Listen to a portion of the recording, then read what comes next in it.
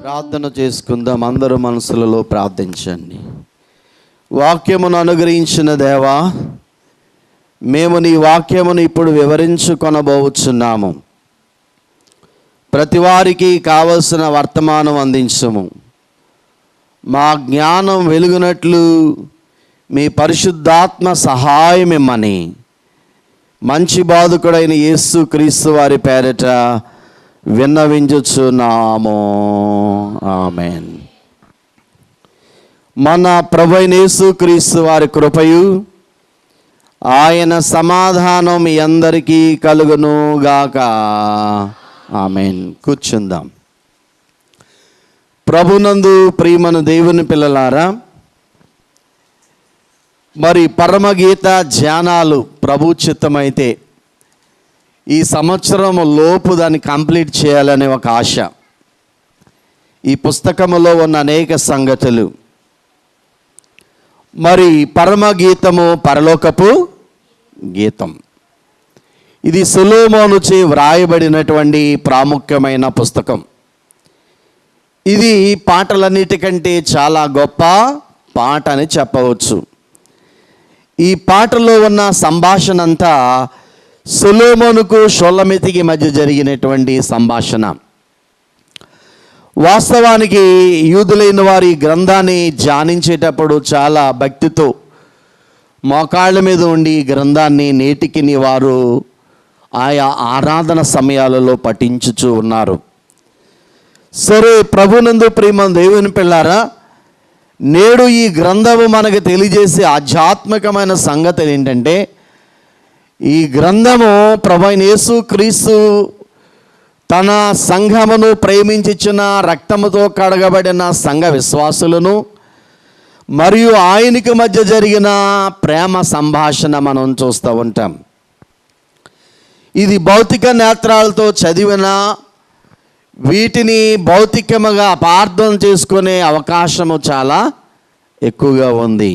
అందుకనే పరిశుద్ధాత్మ తండ్రి సహాయాన్ని మనం జరిగించాలి, లేక పఠించాలి, అర్థం చేసుకోవాలి. సరే, ప్రభునందు ప్రియమైన దేవుని పిల్లారా, పరమగీతములు 7వ అధ్యాయము 1వ వచనములో గత కాలములో మరి రాజకుమార పుత్రిక నీ పాదరక్షకులతో నీవెంత అందముగా నడుచుచున్నావు నడకను గురించి మనం ధ్యానం చేశాం. ప్రియులారా, ఇది ప్రభు అయిన యేసుక్రీస్తు ప్రియ సంఘానుద్దేశించి పలుకుతున్న మాటగా మనం చూస్తూ ఉంటాం. ఆయన అంటాడు, ఏమని సంబోధిస్తున్నాడు? రాజకుమార పుత్రిక. ఒక సందర్భంలో ప్రియుడు, ఒక సందర్భంలో సంఘాన్ని ప్రియురాలు అని సంబోధిస్తూ ఉంటాడు. మరి మన ప్రభు ఎవరు? రాజులకు ఆయన బిడ్డలు ఎవరు? రాజకుమార్తెలు, రాజులై ఉన్నాము. సరే, ఏది ఏమైనా కానీ ఆయన నీ పాదరక్షకులతో నీవెంత అందముగా. ఈరోజు పాదరక్షకులు కనుగానే ప్రవర్తనను సూచిస్తూ ఉన్నాయి, మన పాదములను సూచిస్తూ ఉన్నాయి. ప్రియులారా, ఈరోజు పరిశుద్ధ గ్రంథములో కొన్ని రకములైన పాదాల గురించి మీతో మాట్లాడాలని ఆశపడుతున్నాను. పాదములు అనగానే ఒక వ్యక్తి యొక్క నడవడిను సూచిస్తూ ఉన్నాయి. ఒక వ్యక్తి యొక్క నడక, ఆ వ్యక్తి యొక్క జీవితంలో బాగుగా నడుస్తున్నాడా, సత్య మార్గంలో ఉన్నాడా, లేకపోతే దేవునికి వ్యతిరేకమైన మార్గంలో ఉన్నాడా? సాధారణంగా మరి పెళ్లి సంబంధాలు కుదుర్చుకునేటప్పుడు ఆ అబ్బాయి ఎలాంటి వాడు, అమ్మాయి ఎలాంటిది అని మనం ఏం చేస్తాం అమ్మా? ఎంక్వైరీ చేస్తాం. ఎంక్వైరీ చేయాలి, ప్రార్థించాలి, ఎంక్వైరీ చేయాలి. ఎంక్వైరీ లేకుండా గుడ్డిగా నమ్మామనుకోండి, కొన్ని కుటుంబాలు ఏమైపోయినాయో మనకు తెలుసు. ప్రియులారా, పెద్దలు చెప్పిన మాటలు కూడా వినాలి, అది ఎంతవరకు వాస్తవమో. కాబట్టి ఈ విషయాలను మనం పరిశీలన చేయాలి. ప్రియులారా, పరిశుద్ధ గ్రంథంలో చాలా విధములైన పాదాలు ఉన్నాయి, కానీ వారి యొక్క నడక, వారి పరిస్థితులు ఎలాగున్నాయో కొన్ని అనుభవాల్ని మనలోనికి తెచ్చుకుందాం. మొదట ఇర్మియా గ్రంథము 38వ అధ్యాయము 22వ వచనాన్ని ఒకసారి చదువుదాం అమ్మా. యూదా రాజనగరులో శేషించిన స్త్రీలందరూ బబులోను అధిపతుల యొద్దకు కొనిపోబడుదురు. అలాగు జరుగుగా స్త్రీలు నిన్ను చూచి నీ ప్రియ స్నేహితులు నిన్ను మోసపుచ్చి నీ పైన విజయం పొంది ఉన్నారు.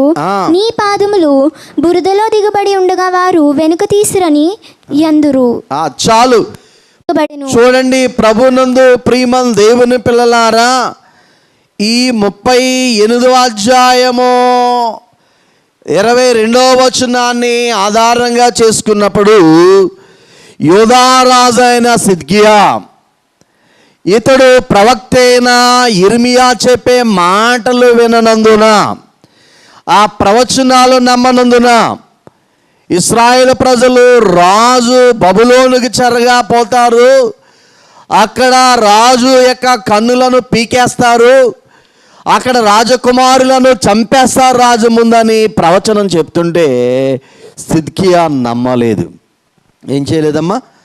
నమ్మలేదు. చూడండి, కిందకి మనం చూద్దాం. అక్కడ వ్రాయబడిన మాట అదే అధ్యాయం 38వ అధ్యాయము 22వ వచనాన్ని మనం ఒకసారి ఆ చివరి భాగాన్ని చదువుదాం. నీ పాదములు బురదలో దిగబడి ఉండగా వారు వెనుక తీసిరని అందరూ. చూడండి ప్రియులారా, ఇక్కడ ఎప్పుడైతే దేవుని మాట సిద్కియా వినలేదు, అప్పుడు అక్కడ వ్రాయబడిన మాట ఏంటంటే సిద్కియా యొక్క పాదములు బురదలో దిగబడ్డాయి, కూరుకుపోయినాయి. ప్రియమం దేవుని పిల్లలారా, ఇక్కడ మనం గమనించినట్లయితే బురదలో దిగిన పాదములు రాసుకోండి. ఏ పాదాలమ్మా? బురదలో దిగబడిన పాదములు. ప్రియమం దేవుని పిల్లారా, బురద అనగానే ఇక్కడ సిద్కియా వాక్యమును, ప్రవచనాల్ని వినలేదు గనక, దేవుని మాట గ్రహించలేదు గనక అతను ఆ యొక్క బబులోను అనే దేశానికి బానిసత్వం అనే బురదలోనికి వెళ్ళిపోయినట్లుగా మనం చూస్తూ ఉంటాం. దురదృష్టకరం ఏంటంటే అతని కళ్ళ ముందే తన కుమారులను చంపేశాడు బబులోను రాజు నెబుకద్నెజరు. అంత మాత్రమే కాదు, సిద్కియా 2 కన్నులను ఓడదీసేశాడు ఆ రాజు, శత్రువు. ప్రభునందు ప్రియమం దేవుని పిల్లారా, ఈ లేఖనాల్ని ఆత్మీయంగా మనం ధ్యానించినట్లయితే దేవుని బిడ్డలమైన మనం నడిచే మార్గము సరైనదేనా, అపవిత్రమైనదా? మన పాదములు బురద మార్గములో వెళ్తున్నాయా, సజీవుడైన పరిశుద్ధుడైన దేవుని మార్గములో ఉన్నాయా? మనం ఏం చేయాలి? పరిశీలన చేసుకోవాలి. ఏదైనా చేదైనా వేరు. అపవిత్రమైన స్థితి మనలో ఉన్నట్లయితే మన ప్రవర్తన అనే పాదాలు, లేక మన జీవితం అనే నడవడి ఎక్కడున్నట్లు? బురదలో కూరుకుపోయినట్లే. ఒకసారి ఆలోచన చేద్దాం. 69వ కీర్తన గ్రంథము 2వ వచనాన్ని మనం చూద్దాం అమ్మా. నిలుక ఇయ్యని అగాధమైన దొంగ ఊబిలో నేను దిగిపోచున్నాను. అగాధమైన దొంగ ఊబిలో దిగిపోచున్నాను. అగాధ జలములలో నేను దిగబడి ఉన్నాను. వరదలు నన్ను ముంచి వేయుచున్నవి. నేను మొరపెట్టుట చేత ఆలస్యం. చూడండి ప్రియులారా, ఇక్కడ బురదలో దిగబడిన పాదములు మనం చూస్తూ ఉంటాం. కాబట్టి హిజ్కియా దేవుని మాట విననందువలన అతని యొక్క దుస్థితి అలా వచ్చింది. వాక్యమునుచున్న ప్రియులారా, ఈ ఉదయకాలమందు ప్రవర్తన సూచించే మన జీవితం ఎలాగున్నది? ఈ లోక మాలిన్య సంబంధమైన దేవుని మాట ఎవరు వినరు, వారి యొక్క జీవితము లోక మాలిన్యములో నడుస్తుందని అర్థము. వాక్యము మనలను పవిత్రమైన మార్గంలో నడిపించే ఒక గొప్ప సాధనం. అందుకని నీ వాక్యము నా పాదములకు దీపమును, నా త్రోవలకు వెలుగునై ఉన్నది. వెలుగు మార్గములో పరిశుద్ధ మార్గములో మనల్ని నడిపించడానికి వాక్యం ఒక గొప్ప సాధనం. ఈ వాక్యాన్ని విందాం. ఆ దేవుని మాట ప్రకారంగా ముందుకు మన పాదములను మరి మూచేద్దాం, లేక కదిలించుకుందాం. ఇది మొదటిది, ఈ బురదలో దిగిన పాదములు. ప్రియులరా, ఇక యెషయా గ్రంథం 57:20 చదవద్దు కానీ 69, 14, 16 వచనాలు కీర్తనల గ్రంథంలో రాసుకోండి. ఇంటికి వెళ్ళిన తర్వాత వాటిని ఒకసారి నెమరు వేయండి. రెండవ రకము చూద్దాం. కీర్తనల గ్రంథం 40వ కీర్తన 2వ చరణం. కీర్తన గ్రంథం 40వ కీర్తన 2. నాశనకరమైన గుంటలో నుండి, జిగటగల దొంగ ఊబిలో నుండి ఆయన నన్ను పైకెత్తెను, నా పాదములు బండ మీద నిలిపి నా అడుగులో స్థిరపరచెను. చూడండి ప్రియులరా, కీర్తనాకారుడు చెప్తున్న మాట ఏంటంటే, బండ మీద నిలవబడిన పాదములు. ప్రియులరా గమనించండి, ఎక్కడ నిలబడి పాదాలు?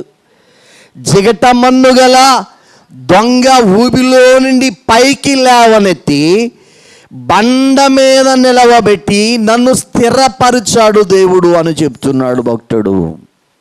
అవును ప్రియులారా, బండ పైన నిలబడి స్థిరంగా ఉన్న పాదాలు. ప్రియులారా, మనందరినీ పాపపు మలినములో ఉన్న మన జీవితాల్ని దొంగ ఓటగా ఊబికగా లేకపోతే జిగట మన్నుగా ఊబిలాంటి ఈ లోకం అనే పాపపు బురదలోండి పాతాళాన్ని ఊబిలోనికి వెళ్ళిపోతున్న మనలను పైకి లేవనెత్తి ఆయన తన కుమారుడైన యేసు అనే బండ మీద మనలను నిలిపి మన ఆత్మీయ జీవితాన్ని స్థిరపరిచాడు. 1 కొరింథీయులకు రాసిన పత్రిక 10వ అధ్యాయము 4వ వచనం. 1 కొరింథీ 10:4. అందరూ ఆత్మ సంబంధమైన ఒకే పానీయమును పానము చేసిరి, యాలయనగా మమ్ములను వెంబడించిన ఆత్మ సంబంధమైన బండలోనిది త్రాగిరి. ఆ బండ క్రీస్తే అనే బండ మీద మన పాదములు అంటే మన ప్రవర్తన జీవితాన్ని ఆయన పైకి లేవనెత్తి ఆయన మీద తన కుమారుడైన బండ అయిన యేసు మీద స్థిరపరచబడిన పాదములు. ప్రియులరా, మనం పాడుతూ ఉంటాం ఏమని? జిగటగల ఊబి నుండి లేవనెత్తెను, సమతల మగు భూమిపై నన్ను నిలిపెను. జిగటగల ఊబిలో లేవనెత్తెను, సమతల గల భూమిపై నన్ను నిలిపెను. నా పాదములకు దీపమాయెను, నా పాదములకు దీపమాయెను. సత్యమైన మార్గములో నన్ను నడుపెను, సత్యమైన మార్గములో నడుపుచుండెను. నీ వాక్యమే నన్ను బ్రతికించెను, బాధలలో మెదిలించెను. నీ వాక్యమే నన్ను బ్రతికించెను, బాధలలోనే మదిలించెను. కృపా సత్య దయా సత్య సంపూర్ణుడా, వాక్యమయ్యున్న యేసు వందనమయ్యా. కృపా సత్య దయా సత్య సంపూర్ణుడా, వాక్యమయ్యున్న యేసు వందనమయ్యా. కాబట్టి లూకా సువార్త 6వ అధ్యాయం 46వ వచనాన్ని ఒకసారి చదువుదాం. నేను చెప్పు మాటల ప్రకారము, నేను చెప్పు మాటల ప్రకారము మీరు చేయక ప్రభువా ప్రభువా ప్రభువా ప్రభువా అని నన్ను పిలుచువాడు ఎందుకు నా యొద్దకు వచ్చి నా మాటలు విని వాటి చొప్పున చేయువాడు ఎవని పోలి ఉండును మీకు తెలియజేతును. వాడు ఇల్లు కట్టవలనని ఆ. ఇండి లోతుగా త్రవ్వి బండ మీద పునాది వేసి చూడండి ప్రియులారా, ఇద్దరు వ్యక్తులు గృహ నిర్మాణం చేపడుతూ ఉన్నారు.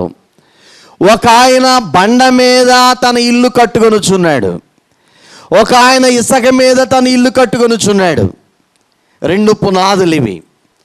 ప్రియులారా, వానలు కురిసి వరదలు వచ్చాయి. వరదలు వచ్చినప్పుడు బండ మీద కట్టబడని ఇల్లు బాగుగా ఉన్నది, క్షేమముగా.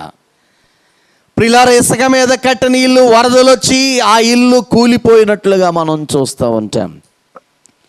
అనగా వాక్యమైన యేసు, వాక్యమైన బండ అనుకున్న యేసు క్రీస్తు అనే బండ మీద ఎవరైతే తమ జీవితాన్ని, తన ప్రవర్తనను కట్టుకుంటారో స్థిరముగా, వారు ఎన్ని తుఫానులనే వరదలు వచ్చినా, ఎన్ని కష్టాలనే బాధలు వచ్చినా, ఎన్ని ఇబ్బందులు వచ్చినా, వారు విశ్వాసమందు స్థిరముగా దేవుని కొరకు నిలిచి ఉండే కుటుంబాలు. ప్రభునందు ప్రియమైన దేవుని పిల్లారా, అందుకనే ఇక్కడ రెండు పునాదుల్లో నీ జీవితాన్ని ఎక్కడ కట్టుకొనుచున్నావు. మన పిల్లలు పాడుతూ ఉంటారు, బుద్ధి గలవాడు ఇల్లు కట్టెను, బండ మీద కట్టెను, వానలో కురిసి వరదలు వచ్చాను, వాని ఇల్లు నిలిచాను. కావున వాక్యం అనే యేసు అనే బండ మీద నిన్ను కట్టుకో. నిన్ను వరదలు వచ్చినా, శ్రమలు వచ్చినా నేను ఏమీ చెయ్యలేవు అనే మాట ఇక్కడ వ్రాయబడింది. ప్రియులారా, జ్ఞాపకం చేస్తాను, చాలా సంవత్సరాల క్రితం ఎన్నోసార్లు చెప్పాను, మీకు జ్ఞాపకం చేస్తాను. ప్రపంచంలో ప్రియులారా ఒక చిత్రపటనముకు పోటీలు జరిగినాయండి. చిత్రపటాలు అనగా ఆర్ట్ వేయాలి. ఆ ఆర్ట్ టాపిక్ మీద వేయాలి. ఆర్ట్ ఏంటి ఆ టాపిక్ అంటే శాంతి ప్రశాంతి అనే టాపిక్. సమాధానముగా ఉండే ఒక వ్యక్తిని గురించి లేక ఏదైనా ఒక చిత్రపటాన్ని వేయాలి. ప్రియులారా, గమనించండి, అది అమెరికా దేశం వాళ్ళు ఆ యొక్క పోటీ పెట్టారు. ఆ పోటీ పెట్టినప్పుడు ప్రపంచవ్యాప్తంగా చాలా చిత్రపటాలు వేసినటువంటి ఆ యొక్క ఆర్ట్ వేయబడినటువంటి అవన్నీ వాళ్ళ దగ్గరికి చేరాయి. వాటన్నిటిలో బంగారు పథకం ఒక చిన్న అబ్బాయి పొందాడు. ఏంటి ఆ పటం అంటే, వాడు ఒక పెద్ద సముద్రాన్ని వేశాడు. ఆ సముద్రంలో ఒక చిన్న బండ వేశాడు. ఆ బండ సందులో చిన్న బర్డ్, ఒక పక్షి, స్వాలో బర్డ్, అది తన రెక్కల నీడలో, తన రెక్కల క్రింద తన చిన్న తలకాయ పెట్టుకొని ఆదమరిచి ప్రశాంతంగా విశ్రాంతి తీసుకుంటున్నటువంటి అనుభవం. ప్రియులారా, కెరటాలు ఆ బండను కొడుతున్నాయి. గొప్ప సముద్రం దగ్గర మీరు ఎప్పుడైనా వెళ్ళారా? ఎంతమంది వెళ్ళారమ్మా? చాలా ప్రశాంతంగా ఉంటుంది అక్కడ. అమ్మా, ఎలా ఉంటుంది? భయంకరమైన శబ్దాలు, ఆ కెరటాల యొక్క ఆ శబ్దాలు. ప్రియులారా, ప్రశాంతత అక్కడ కోసం వెళ్తారు కానీ ఆ శబ్దాలు అక్కడ ఉంటాయి. ప్రియులారా, ఇక్కడ గమనించినట్లే దానికి ప్రధాన బహుమతి వచ్చింది. ప్రియులారా, దీని భావం ఏంటంటే, అతడు రాస్తూ ఏమని రాశాడంటే కొటేషను, ఈ చిన్న పక్షి ఎన్ని తుఫాను లాంటి కెరటాల అలల వలె ఆ బండను తాగుతున్నా అది మాత్రం ప్రశాంతంగా సేదతీరుతూ విశ్రాంతి పొందుతుంది. ఎందువలన? దానికి భయం లేదు, బండ సందులలో అది ఉన్నది. ఎక్కడుందమ్మా? దానికి ఏమాత్రము చింత లేదు. అవును, కల్వరి సిలువలో 2025 సంవత్సరాల క్రితం కట్టబడిన ఆ బండ ప్రభువైన యేసుక్రీస్తు చేల్చబడిన బండ. ఆ బండ సందులనగా ఆయన గాయాలు. ఆయన గాయాలలో నీవు ఎవరైతే వారి జీవితాల్ని ఉంచుకుంటారో పదిలముగా, ఆ సిలువ నీడలో ఉంటారో, వారు ఎన్ని కెరటాలు తుఫానుల వలె మా తండ్రి ఆ శ్రమల వలె వారిని తాకుతున్నా వారికి భయం లేదు. ఎందుకంటే వారు క్రీస్తు అనే బండ గాయములలో భద్రంగా ఉన్నారు. అందుకే ప్రభు కూడా పరమగీతములు అంటాడు, ప్రభు చిత్తమైతే మరొక మారు ధ్యానం చేద్దాం, బండ సందున ఎగురు నా పావురమా, పేటి బేటలను ఆశ్రయించే అని ప్రభు చెప్తూ ఉంటాడు. కాబట్టి ప్రభునందు ప్రియమైన దేవుని పిల్లలారా, ఇక్కడ రాజకుమారి పుత్రిక నీ పాదరక్షకలతో ఎంత అందముగా ప్రవర్తనకు సాదృశ్యంగా ఉన్న మన పాదాలు క్రీస్తు అనే బండ మీద నిలబడి ఉన్నాయా స్థిరంగా? ఒకసారి ఆలోచన చేద్దాం ప్రియులారా. మనం ఈ లేటెస్ట్ ఆల్బమ్ ఒకటి వచ్చింది కదా, మనం పాడుతూ ఉంటాం, స్థిరపరచువాడు. ఒక చరణం పాడదాం, ఒక చరణం. స్థిరపరచువాడవు, బలపరచువాడవు,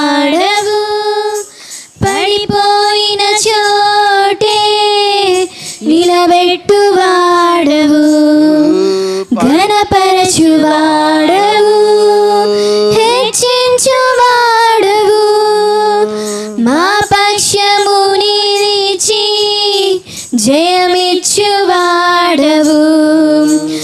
ఏమైనా చేయగలవు, కథ మొత్తం మార్చగలవు, నీ నామముకే మహిమంతా తెచ్చుకొందువు.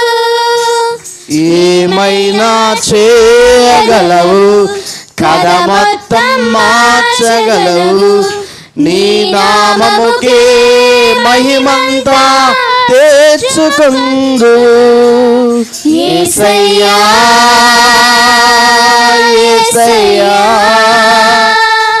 యేసయ్యా నీకే సాధ్యము, యేసయ్యా యేసయ్యా నీకే సాధ్యము. చాలండి. కాబట్టి ప్రభునందు ప్రియులరా, రెండవ రకము సంబంధమైన పాదాలు ఏ పాదాలమ్మా? బండ మీద జిగటగల దొంగ ఊబులో నుండి పైకి లేపబడి క్రీస్తు అనే బండ మీద నిలబడిన స్థిరపరచబడిన పాదములు. ఈ పాదములను ఇలాంటి పాదములేనని పాదములు అయితే ధన్యులం. ప్రియులరా, మూడవ రకం చూద్దాం. కీర్తన గ్రంథం 18వ కీర్తన 33వ కీర్తన చరణం. ఆయన నా కాళ్ళు, ఆయన నా కాళ్ళు అనగా నా పాదములు జింక కాళ్ళ వలె చేయుచున్నాడు, ఎత్తైన స్థలముల మీద నన్ను నిలుపుచున్నాడు. అమ్మా, నన్ను నిలుపుచున్నాడు. చూడండి ప్రియులరా, మూడవ రకము జింక పాదములు. గత వారం వివరణలో చూడండి, దీని గురించి అంతగా నేను చెప్పను.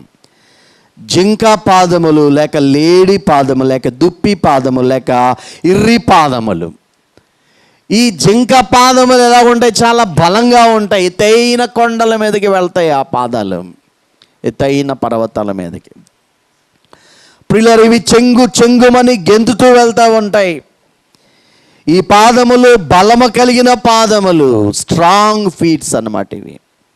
ప్రియులారా, ఇవి ఆనందాన్ని బలాన్ని సూచిస్తున్న పాదములుగా మనం చూస్తాం. మనం క్రీస్తులో నిలబడాలంటే మన పాదములు ఎలా ఉండాలి? పడిపోకుండా నిలబడి బలముగా ఉండాలి. Be strong in Christ. యేసయ్యలో మనము బలముగా నిలబడాలి. తాను నిలుచున్నవాడు పడిపోకుండానట్లుగా చూచుకోవాలి. మన పాదాలు జింక పాదములేనా? చూద్దాం ప్రియులరా. దాని గురించి వివరణ గత వారం ధ్యానం చేశాం. 4వ పాదములోనికి వెళ్దాం. ద్వితీయోపదేశ కాండము 33:24. ఆషేరును గూర్చి ఇట్లా నేను, ఆషేరు తన సహోదరుల కంటే ఎక్కువగా ఆశీర్వదింపబడును. అతడు తన సహోదరుల కంటే కటాక్షమునందును తన పాదములను తైలముతో ముంచుకొనెను. ప్రభునందు ప్రియమం దేవుని పిల్లల, నూనెలో ముంచబడిన పాదములు. ఏ పాదములమ్మా? నూనెలో ముంచబడిన పాదాలు. చాలా వండర్ఫుల్. ప్రియులారా, లోతుగా జ్ఞాపకం చేసుకుందాం. మరి యాకోబు కుమారులలో ఒక కుమారుని పేరు ఆషేరు. యాకోబు తన 12 మంది కుమారుని పిలిచి ఒక్కొక్కరి మీద చేతులెత్తి వారి భవిష్యత్తును ప్రవచిస్తూ వారిని దీవిస్తూ ఉన్నాడు. ఆషేరు అనే కుమారుడు దగ్గర వచ్చి 2 చేతులు పైకెత్తి దీవిస్తున్నాడు. మోషే గారు కూడా అలాగే దీవించాడు 12 గోత్రాల వాళ్ళని. అలా దీవిస్తూ ఉన్నప్పుడు ప్రభునందు ప్రియమం దేవుని పిల్లారా, అక్కడంటాడు ఆషేరట తన సహోదరుల కంటే ఎక్కువ ఆశీర్వాదం పొందాడట. ఎంత మంచి గొప్ప అనుభవం అండి. ఎలాంటి ఆశీర్వాదం పొందాడు? ఆ 11 మంది కంటే ఎక్కువ బ్లెస్సింగ్స్ పొందాడంట ఈ ఆషేరు. కారణం ఏంటనంటే ఆషేరు యొక్క పాదాలు తైలములో ముంచబడిన పాదాలు. ఎక్కడ ముంచబడ్డాయి? తైలం. పాదములు అనగానే మన ప్రవర్తన, మన జీవితము. గుర్తుపెట్టుకోండి, తైలము అనగానే పరిశుద్ధాత్మ తండ్రి. ఎవరండి? పరిశుద్ధాత్మ తండ్రి. పరిశుద్ధాత్మ వశములో ఉన్నాడు ఈ ఆషేరు. గుర్తుపెట్టుకోండి ప్రియులారా, మన నడవడి, మన పాదాలు, మన ప్రవర్తన, మనము సరైన మార్గములో నడవాలంటే నడిపించే ఆత్మాధీనములోకి వెళ్ళిపోవాలి. మనం ఎవరి స్వాధీనంలోకి వెళ్ళాలి? పరిశుద్ధాత్మ ఆధీనంలోకి వెళ్ళాలి. పరిశుద్ధాత్మ చేత నింపబడిన వారు ఇష్టానుసారంగా నడవరు, ఎటు పడతాడని నడవరు. దేవుని ఆత్మ వారిని నడిపిస్తాడు నా దేవుడు. శ్రమలోనైనా నన్ను విడువాడు, నడిపిస్తాడు నా దేవుడు. శ్రమలోనైనా నన్ను విడువాడు. అడుగులు తడబడిన, పెట్టబడిన, అడుగులు తడబడిన, పైబడిన, పట్టి చేయి తట్టి వెన్ను తట్టి చక్కని ఆలోచన చెప్పి నడిపిస్తాడు నా దేవుడు. శ్రమలోనైనా నన్ను విడువాడు. కాబట్టి ప్రభునందు ప్రియమైన దేవుని పిల్లారా, పరిశుద్ధాత్మ తండ్రిని నీవు కోరుకున్నట్లయితే, ఆయనలో నీ జీవితము నింపబడినట్లయితే, అప్పుడు నీ పాదాలు ఆత్మానుసారంగా నడుస్తాయి. గలతీయులకు రాసిన పత్రిక 5వ అధ్యాయం 16వ వచనం, అక్కడ ఈ విధంగా వ్రాయబడి ఉన్నది. నేను చెప్పినదేమనగా ఆత్మానుసారముగా నడుచుకొనుడి. అప్పుడు చూడండి ప్రియులారా, మనమాట ఎలా నడుచుకోవాలి? దేవుని పిల్లలు ఆత్మానుసారంగా నడుచుకోవాలి. పరిశుద్ధాత్మ తండ్రి నిన్ను ఎలా నడవమన్నాడో, లెఫ్ట్గా, రైట్గా, ఫ్రంట్గా, బ్యాక్గా, ఎక్కడ స్టాప్ అని చెప్తున్నాడో అక్కడ ఆగాలి. ప్రియమైన దేవుని పిల్లారా, ఆత్మ తండ్రే నిన్ను నడిపించాలి. ఆయనే నీకు చుక్కాని డ్రైవర్, నీ జీవిత నావను నడిపించడానికి. ఆయన నడిపిస్తే అడుగులు తడబడవు, పడిపోవు, సమస్యలిపోవు, గురి ఎద్దుకే నువ్వు నడుస్తావు. ప్రభునందు ప్రియులారా, చూడండి యోహాను 16:13, ఆయన ఎక్కడికి నడిపిస్తాడు నిన్ను?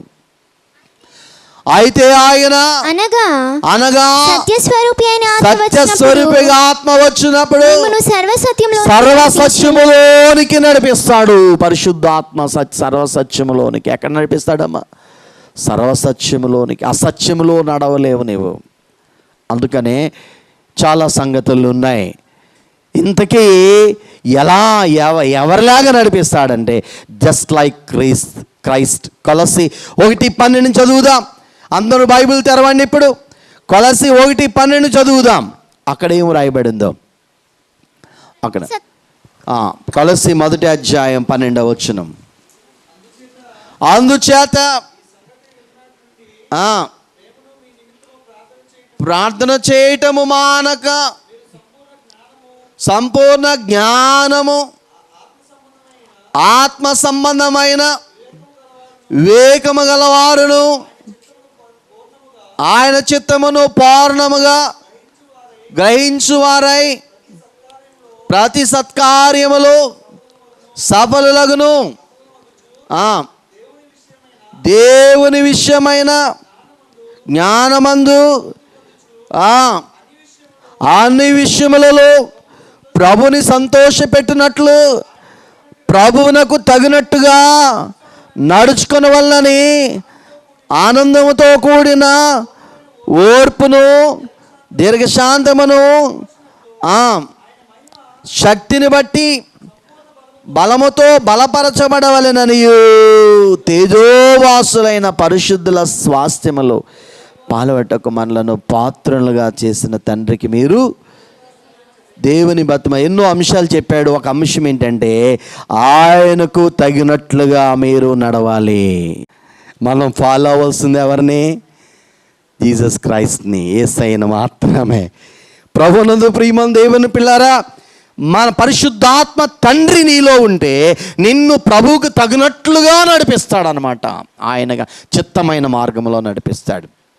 అందుకనే అక్కడ నూనెలో ముంచబడిన పాదములు, ఆత్మ చేత అభిషేకించబడి మరి దేవుని ఆత్మ ఆధీనములో ఉన్న ప్రవర్తన జీవితాన్ని సూచిస్తున్న ఈ పాదాలు. 5వ దాంట్లోకి వచ్చేస్తాను. ప్రభునందు ప్రియులారా, యెషయా గ్రంథము ఇంకా ప్రాముఖ్యమైన అంశంలోకి వస్తున్నాను. 52వ అధ్యాయం 7-8 వచనం. సువార్త ప్రకటించచ్చు, సమాధానము చాటించు వాని పాదములు. సువర్తమానం ప్రకటించచ్చు, రక్షణ సమాచారము ప్రచురించు వాని పాదములు. నీ దేవుడు ఏలుచున్నాడని సియోనుతో చెప్పుచున్న వాని పాదములు పర్వతముల మీద ఎంతో సుందరములైనవి. చూడండి ప్రియులారా, సువార్త ప్రకటించు వాని పాదములు, ఇవి సుందరమైన పాదాలు, బ్యూటిఫుల్ ఫీట్స్ అన్నమాట. ప్రభునందు ప్రియమైన దేవుని పిల్లారా, ఈరోజు బాబేలు చెరలో ఉన్న ఇశ్రాయేలుకు శుభవర్తమానం అందింది యెషయా ద్వారా. వారు చెరలో విడిపబడతారని వర్తమానం అందింది. అనగా పాపదాస్యంలో ఉన్న వారికి ప్రభుని గురించి ప్రకటించే వార్త. అటువంటి వారి పాదములు ఎలాంటివట? ఆ సియోను కొండల మీద రేపు పరలోకములో వారి పాదాలు సుందరమైన పాదాలు. యేసయ్యను గురించి నువ్వు ప్రకటిస్తున్నావా? యేసయ్య నిజదేవుడని, యేసయ్య మోక్షానికి మార్గమని, ఆయనే నువ్వు సృష్టించాడని, కొరకు ప్రాణం పెట్టాడని, మరణించి తిరిగి లేచాడని, వెళ్ళి త్వరగా రాబోతున్నాడని, పరలోకానికి మార్గమానికి ఇవ్వడం కొరకు వస్తున్నాడనే సత్యాన్ని నీవు బాపదాస్యత్వములో బంధకాలలో యేసుని ఎరగని స్థితిలో ఉన్న వారికి నువ్వేం చేయాలి? ప్రకటించాలి. అలా ప్రకటించే వారి పాదాలు ధన్యమైనవి. వారు రేపు సియోను కొండల మీద సుందరముగా ఉంటారు. ప్రియులారా, ఈ సుందరమైన పాదాలు ఎవరికైనా సువార్త చెప్పావా ఎప్పుడైనా? దైవజనులు అన్నారు, ఆదివారం క్రమముగా మందిరానికి వెళ్ళాలి. ఆ క్రైస్తవ జీవితంలో క్రమముగా నువ్వు ప్రార్థన చేసుకునే వాడుక కావాలి. వాక్యము చదివి ధ్యానించే దానవై దాన్ని అవలంబించే దానిగా ఉండాలి. నీ జీవితంలో కనీసం ఒక్కరికైనా నువ్వేం చెప్పాలి? సువార్త ప్రకటించాలి, యేసయ్యని ప్రజెంట్ చేయాలి. ఇలాంటి మంచి వాడుకలు నువ్వు కలిగి ఉంటే పరలోకము నీదవుతుంది అని చెప్పారు. కాబట్టి నశించిపోతున్న వారి కొరకు మనం ఎవరిని గురించి తెలియజేయాలి? నాశనానికి జోగుపడుతున్న వారి గురించి, ప్రభు గురించి ప్రకటించాలి. సువార్త ప్రకటించకపోతే నాకు శ్రమ అని పౌలు గారు చెప్తూ ఉన్నాడు. సువార్త ప్రకటించవలసిన భారం ఎవరి మీద ఉంది? మన మీద ఉంది. ఈ పని మనకు అప్పచెప్పాడు తండ్రి. కనుక ఇది ఆజ్ఞలలో ప్రాముఖ్యమైన ఆజ్ఞ. సర్వసృష్టికి వెళ్ళి సర్వసృష్టికి ఏమందించాలి? సువార్త ప్రకటించి అనేకులను నా శిష్యులుగా మార్చాలి. అనేక మంది భక్తులు ఈ పనిలో ఉన్నారు. వారిని దేవుడు బహుగా దీవించునుగాక. ఆమేన్. ప్రియులరే, ఈ పాదములు సువార్త ప్రకటించు అని సుందరమైన పాదాలు. ఎన్నైని? 6 పాదములు చూద్దాం. 6 పాదములు. ప్రియులరా, మార్కు సువార్త 9వ అధ్యాయము 45వ వచనం. నీ పాదము నిన్ను అభ్యంతరపరిచిన నీ పాదము నిన్ను అభ్యంతరపరిచిన ఎడల దాని నరికివేయము, దాని నరికివేయము. 2 పాదములు కలిగి 2 పాదములు కలిగి నరకంలో పడవేయబడుట కంటే కుంటివాడవై నిత్య జీవములో ప్రవేశించుట మేలు. చూడండి ప్రియులారా, దేహములో ఏ అవయవమైనా దేవుని కొరకు బ్రతకడానికి అయిష్టం చూపి అభ్యంతరపడుతుంటే, చెక్ పెడుతూ ఉంటే ఆ అవయవాన్ని తీసేయమంటున్నాడు దేవుడు. తీసేద్దామా? అమ్మా, ఇంత కఠినముగా ప్రభువారు చెప్పారు. యేసయ్య మార్గములో నడవడానికి పాదములు అభ్యంతరపరుస్తూ ఉంటే, ఏ పాదము ఈరోజు ఆదివారం చర్చికి వెళ్ళాలంటే మీ పాదాలు మొండికేసం పాట ఉంటుంది. ఇది ఉదయం వెతికాను కానీ ఆ పాట దొరకలేదు. కానీ యేసే ఆ యొక్క ప్రేమ గీతాల్లో ఉంది. అది చక్కని పాట. అది ప్రియులరా, నా పాదములు నడవనని మొండికేస్తే కదలనని, ఆ చక్కగా ఉంటుంది ఆ చరణం. సరే, ఏది ఏమైనా కానీ దేవుని ఆదివారం అనగానే గుడికి వెళ్ళాలంటే మీ పాదాలు ఎంతమందికి అభ్యంతరపరుస్తున్నాయి. కొంతమందికి ఇంటి ఆయనకి రాలేని అభ్యంతరాలు. ఏమ్మా, కొంతమంది క్రమంగా ప్రతి ఆదివారం గుడికి రాని స్థితి, కొంతమంది పండగలకే కనబడే స్థితి. ఈ యేసయ్య మార్గములో నడవడానికి ఏదైనా బలహీనంగా నీ పాదములు ఉండి ప్రభు మార్గంలో నడవడానికి అయిష్టంగా ఉంటే, ఏ కాలు నిన్ను అభ్యంతరపరుస్తున్నా ఆ కాలు నరికేయమన్నాడు. నరికేసి కుంటివాడువైనా పర్వాలేదు పరలోకములో చేరతావు. 2 కాళ్ళు కలిగి అగ్నిగుండములో పడవేసే కంటే గుడ్డి ఒక మెల్ల కన్ను కలిగిన దానవై, ఒక కన్ను కలిగిన దానవై, ఒక చెయ్యి కలిగిన దానవై, ఒక కాలు కలిగిన దానవై నీవు యేసయ్య మార్గంలో నడిచి పరలోకానికి వెళ్తావు. ఒకవేళ నీ కాలు నిన్ను అభ్యంతరపరిస్తే నువ్వు ఎక్కడికి వెళ్ళిపోతావు? నరకానికి వెళ్ళిపోతావు. ఒకసారి ఆలోచన చేయండి. నీ అవయవాలలో నీ పాదము, నీ కాళ్ళు, నీ చేతులు చప్పట్లు కొట్టనని, ఏమండి పాడనని, లేకపోతే ప్రభు వాక్యాన్ని చదవనని కళ్ళు మండుకేస్తున్నాయా?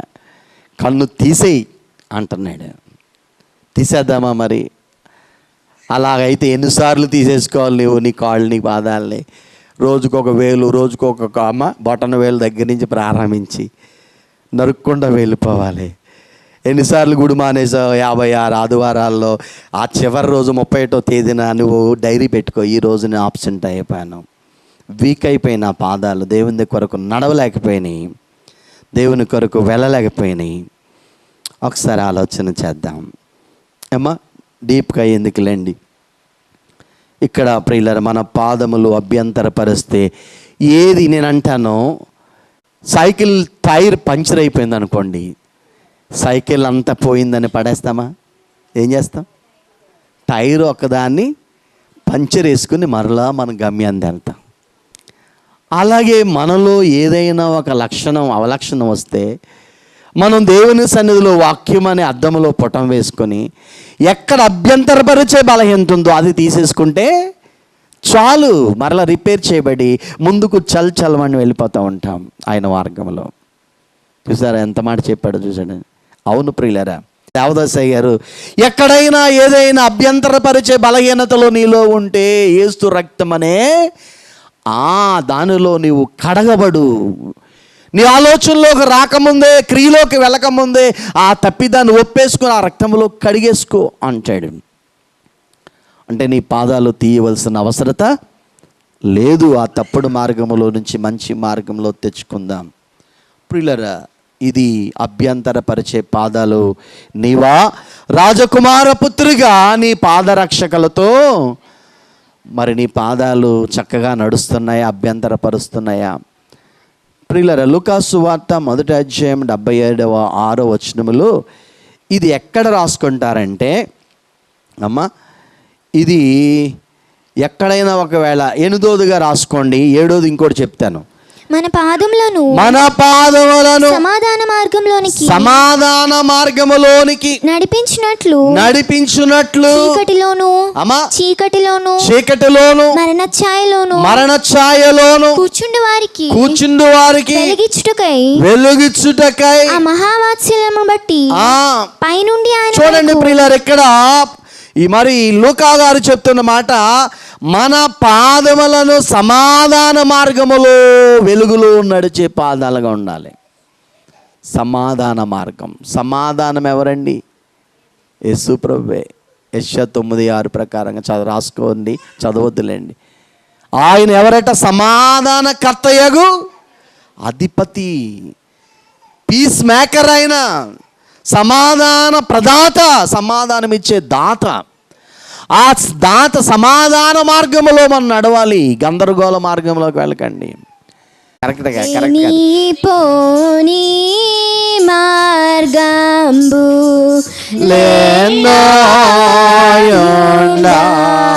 జ్ఞానోపదేశము మానుగా చేయుచు వాణిని కానించే మానుగా చేయుచు వాణిని కానించి నేనే మార్గమన్న నిజమైన మార్గంబు నీవే అని. కాబట్టి ప్రభునందు ప్రియులారా, ఈ పాట చాలా బాగుంటుంది. ఎటు చూచినా మార్గాలే మోసం చేయనా, ఎటు పోవాలో నేను ఎరిగిన వాడనై కటకట అని ఏడుస్తుంటే నాకు కలిగి తెలిసింది, దొరికింది ఘన మోక్ష ఆయనే ప్రభువైనా, ఆయనే సమాధాన మార్గం. ఆయనలో నీవు సమాధానమైన యేసులో నడవాలి. నీ పాదాలు అశాంతికి దూరంగా ఉండాలి. ప్రియులారా, ఇది మరొక అనుభవం. చివరిగా అపోస్తలుల కార్యములు 5వ అధ్యాయం 2వ వచనాన్ని నేను మీతో పంచుకోవాలని ఆశపడుతున్నాను. భార్య ఎరుకనేవాడు దాని వెలలో కొంత దాచుకొని కొంత తెచ్చి అపోస్తలుల పాదముల చెంత పెట్టెను. ప్రియులారా, చివరిగా అపోస్తలుల పాదములు. ఏ పాదాలమ్మా? అపోస్తలుల పాదాలు. అపోస్తలు అనగా పంపబడిన వారు. వాళ్ళే 12 మంది. ఆ యొక్క అపోస్తలు యేసు ప్రభు యొక్క శిష్య బృందం. మరి ఆది సంఘ కాలములో ఒక ప్రిన్సిపల్, ఒక సూత్రం. ఏంటా సూత్రం? సంఘములో ఉన్న వారందరూ వారి ఆస్తులన్నీ అమ్మి ఆ సొమ్ము తీసుకొచ్చి పేతురు గారి పాదాల దగ్గర, యోహాను గారి పాదాల దగ్గర పెట్టాలి. అమ్మా, ఇక్కడ గమనించండి. ఈరోజు అలా ఉంటే చాలా బాగుంది అనిపిస్తుంది నాకు. ఇది రోమన్ కేథలిక్ ఫాదర్స్ వచ్చిన తర్వాత మిషనరీ కాలం వరకు బాగానే ఉంది ఈ పద్ధతి. రాను రాను ఏమైందంటే ఈ పద్ధతి తీసేశారు. అంటే కమ్యూనిజం కూడా ఎక్కడి నుంచే వచ్చింది, కమ్యూనిస్టులు కూడా దీని నుంచే తీసుకున్నారు. దేశంలో లేకపోతే సమాజంలో, సంఘములో ఎవరు ధనికుడు ఉండకూడదు, పేదవాడు ఉండకూడదు. అందరూ ఆస్తి అమ్మి పేతురు గారి పాదముల దగ్గర పెడితే దాన్ని సమభాగాలు చేసి అందరికీ సమానంగా పనిచేస్తారనమాట.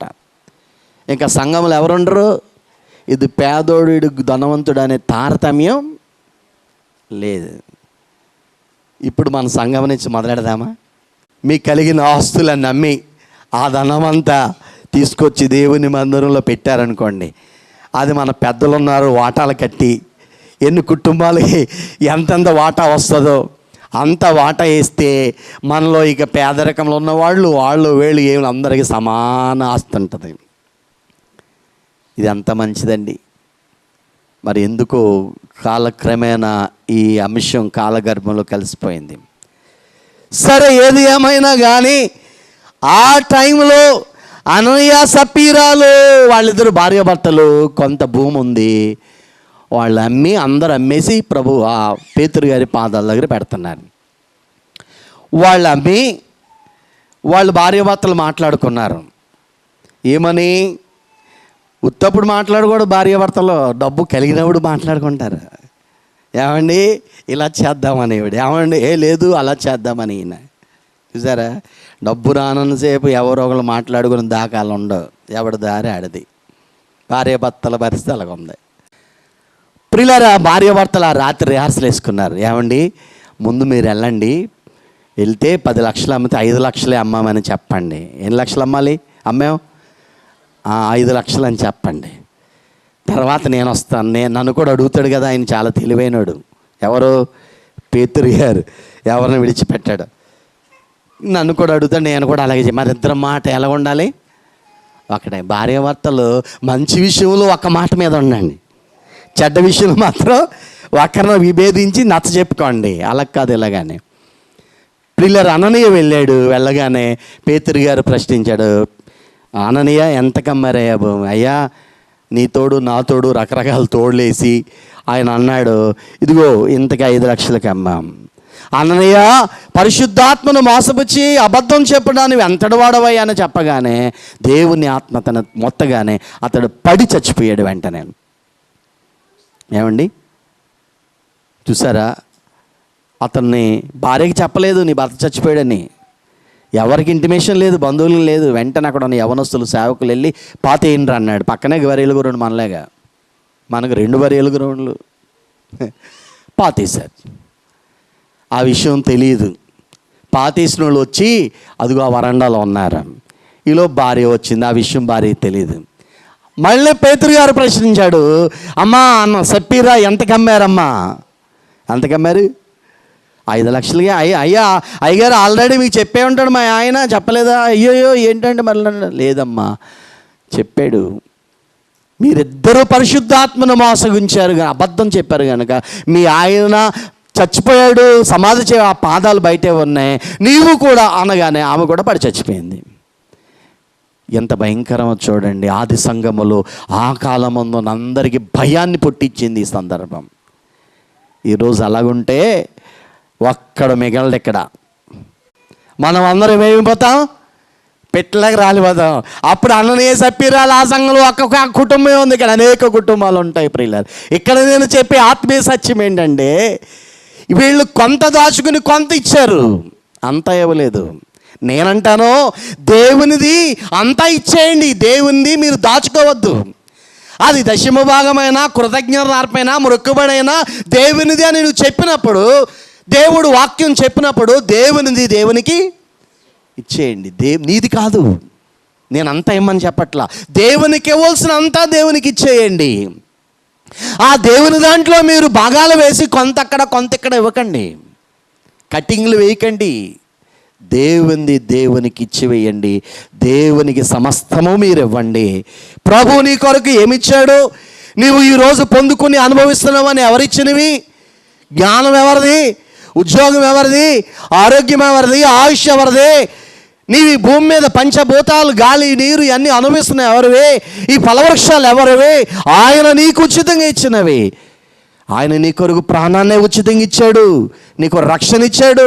ఇన్ని నీకు ఇవ్వగా ఆయన సంఘ క్షమాభివృద్ధి కొరకు ఆయనవి నువ్వెందుకు దాస్తావు, దొంగిలిస్తావు? ఇది పరిశుద్ధాత్మ ఈరోజు నిన్ను అడిగే ప్రశ్న. కాబట్టి అపోస్తలుల దగ్గర వారు కొంత దాచుకొని కొంత వారు ఏం చేశారమ్మా? వారు అప్పగించారు. అందుకే ఘోర ప్రమాదం. ఈరోజు భౌతికమైన మరణం మనకు కనబడకపోవచ్చు, కానీ ఆత్మీయంగా మనం చచ్చిపోతున్నాము అనే సంగతి మీరు గ్రహించాలని ప్రభు పేరట ఆనబెట్టి చెప్తూ ఉన్నాను.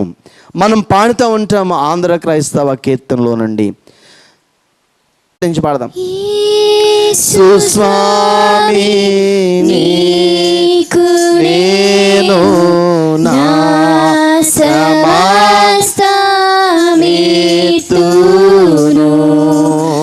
నీ సన్నిధిలో వసించి ఆశతో సేవింతును, నా సమస్తము